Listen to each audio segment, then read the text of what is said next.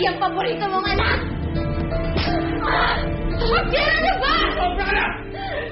Bakit ako sinampal mo? Hoy!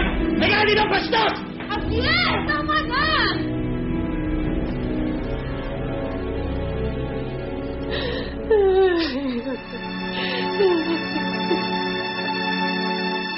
Magkikita pa kaya kami ng anak ko? Sa bawat paghindi at pagtanggi ng mga tao kung saan nakatira ang pamilya ni Javier Perez. Parang nawawalan na ako ng pag-asa na magkikita pa kami ng anak ko. At para akong nauupos na kandila sa tuwing maiisip ko na baka tuluyang naglayo na kami ni Rosalinda. Soledad, ano mo sabihin yan? Gusto ko na siyang makita. Gusto ko nang makita si Rosalinda.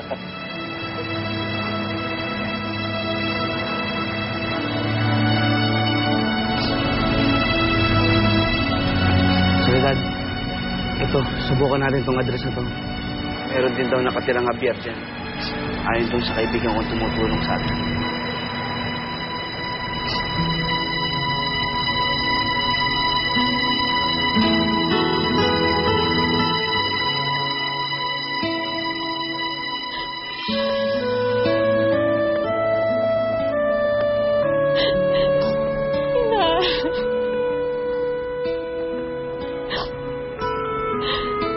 Bakit mo ganun si Ate Fedra sa akin? Bakit galit na galit siya sa akin? Kahit anong gawin kong pakikisama, parang baliwala lang sa kanya. At ang itay, ang layo-layo na ng loob niya sa amin. Bakit gano'n, Nay? Naguguluhan na ako. Hindi ko maintindihan. Kailangan ko kayo na. Kailangan ka namin. Miss lang kita na.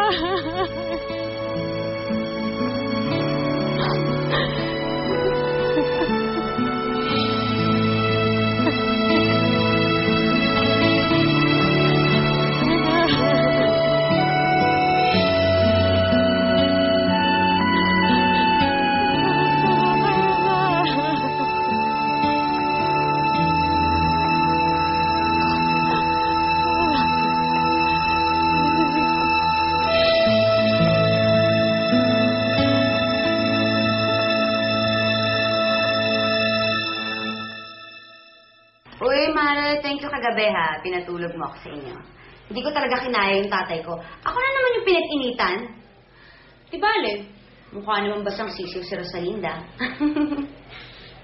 Wagi ako sa round 1. Fedra Perez, winner, round 1. Di kaya't malakas lang talaga ang pang-amoy ng tatay mo kaya't nasampal ka ng kaliwat kanan? Siguro nga. Pero I'm sorry. Hindi ko inamin na ako may pakanalong picture na yun, no? At hanggang sa mamatay ako, hindi ko aaminin. Sino tinuro mo na may gawa nun? Si Anibalan, no? Hindi. Basta sabi ko, bigla na lang may nagpakita sa akin. Tapos, pinakita kay Fernandez sa maniwala sila sa hindi. Bahala sila, basta hindi ako aamin. Lupita, kung magtanong si Mama kung bakit hindi ako kumain sa baba, pakisabi na lang, may hangover ako. Nagpapahinga. Oo, sir. Nasa baba lang naman ho siya. Busy rin. May mga kausap po kasi. Sige, salamat.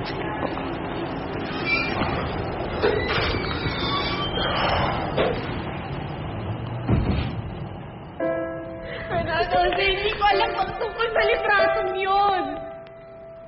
Hindi ko magagawang makipaghalikan sa ibang lalaki. Hindi ko alam kung paano nagkaroon ng ganong picture. Parang awa mo na maniwala ka naman sa akin.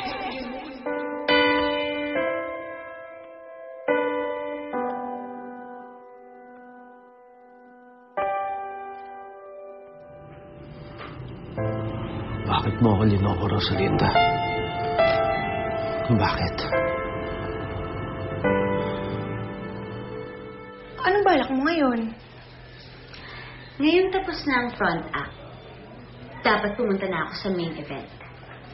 Pupuntahan ko si Fernando to make a proposal he cannot refuse. In short, aakitin mo na naman siya. Yes! At this time, wagi ako. Dahil hiwalay na sila ni Rosalinda. At wala nang balitang magaganap. Itaga mo yan sa bato. Hanap tuloy ako. Di ko na. Please. Ito na yun. Tatayain kita. Tatayain kita.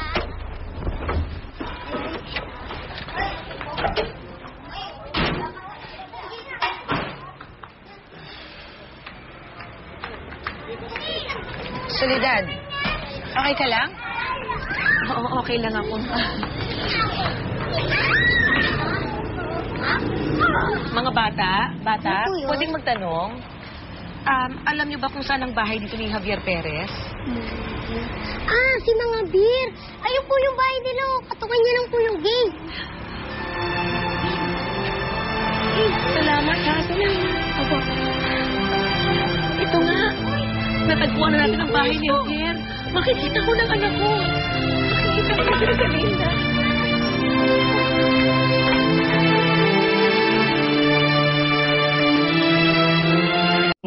Makita ko yung 500,000 pesos. Pero, pinalampas ko na lamang yun.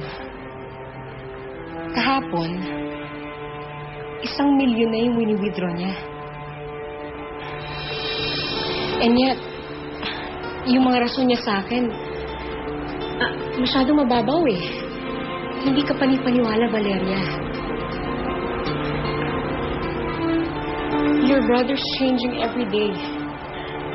Well, as his wife, kailangan, hindi mo hayaang mangyari yun.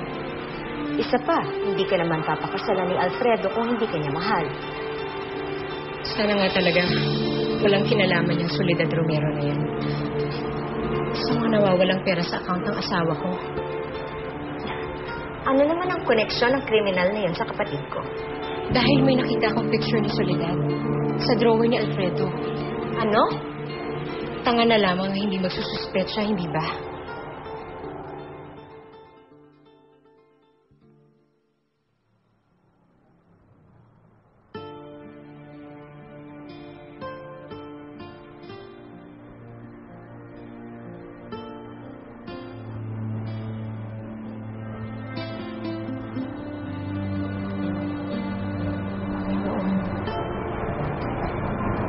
Palakasin niyo po ang loob ko na huwag sumuko.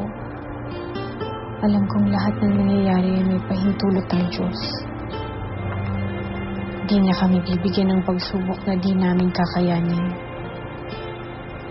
Inay ko, I miss you. Sana'y naririto ka pa para mayakap kita. Maalagaan kita. At mahalin kita. Inay.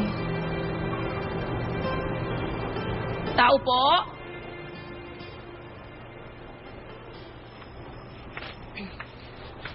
Tao po?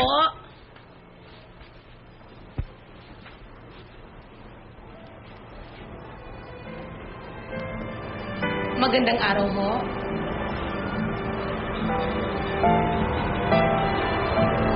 Dito po ba nakatira si Javier Perez? Dito nga po.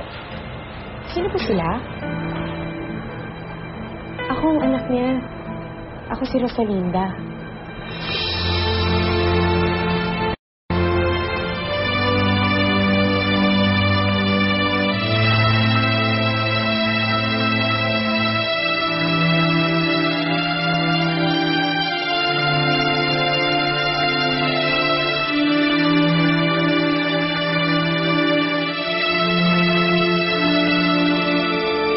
Tatanong ko lang kung may pag-asa pa ako sa'yo. Text ako ng text, hindi ka naman nagre-reply. Simula't simula pa lang. Wala. Hindi ikaw ang tipo ko maging boyfriend. Bakit kailangan mo ibahin ang pangalan mo sa Marta Soledad? Dahil ayokong malaman ng mga anak mo na may tsahin silang galing kulungan. Hindi na magpapaloko sa'yo, Fedra. If I know, patay na patay ka